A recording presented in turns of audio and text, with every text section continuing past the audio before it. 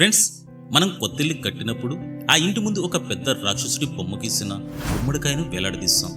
అలాగే ఏదైనా శుభకార్యం జరిగినప్పుడు గుమ్మడికాయకు హారతిచ్చి రోడ్డు మీద పగలగొడతాం. చూసే వాళ్ళకి ఇది ఒక వింత ఆచారంలా లేదా రోడ్డు మీద చెత్త వేస్తున్నట్లు అనిపించవచ్చు.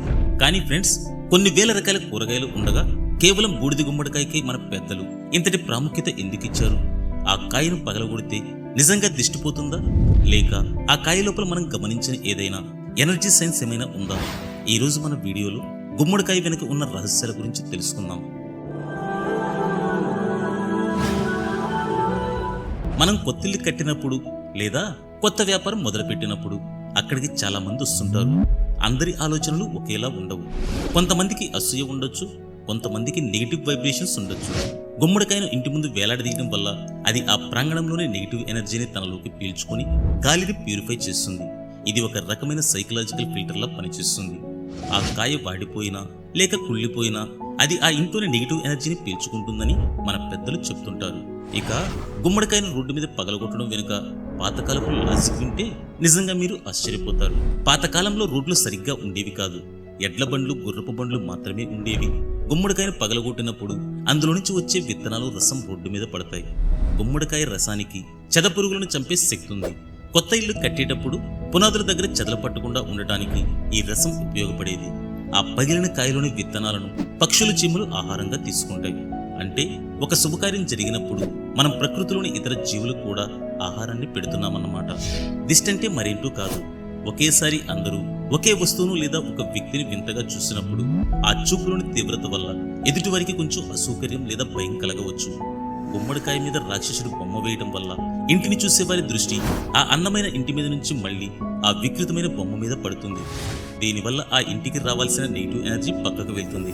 చూసారా ఫ్రెండ్స్, గుమ్మడికాయ కొట్టడం అనేది కేవలం మూఢనమ్మకం కాదు, అది మన ఇంటి ఎనర్జీని బ్యాలెన్స్ చేసే ఒక మార్గం. అయితే ఇప్పుడు మనం గుమ్మడికాయను రోడ్డు మీద కొట్టి అలాగే వదిలేస్తున్నాం. దీనివల్ల వాహనాలు జారిపడే ప్రమాదం ఉంది. కాబట్టి ఆచారాన్ని పాటించండి, కానీ భద్రతను మర్చిపోకండి. కొట్టిన తర్వాత ఆ ముక్కలను రోడ్డు పక్కకు జరపడం కూడా ఒక పుణ్యమే.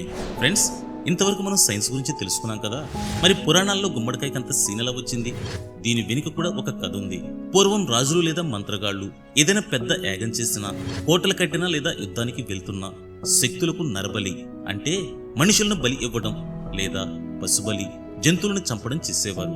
ఇది చాలా క్రూరమైన పద్ధతి, ప్రాణహింసతో కూడుకున్న పని. అయితే కాలక్రమేణా మనుషుల్లో మార్పు వచ్చింది. ఒక ప్రాణాన్ని తీసి భగవంతుని మెప్పించడం సరైంది కాదు అని మన మహర్షులు భావించారు. అప్పుడు వారు శాస్త్రాలను పరిశోధించి బూడిద గుమ్మడికాయను ఎంచుకున్నారు.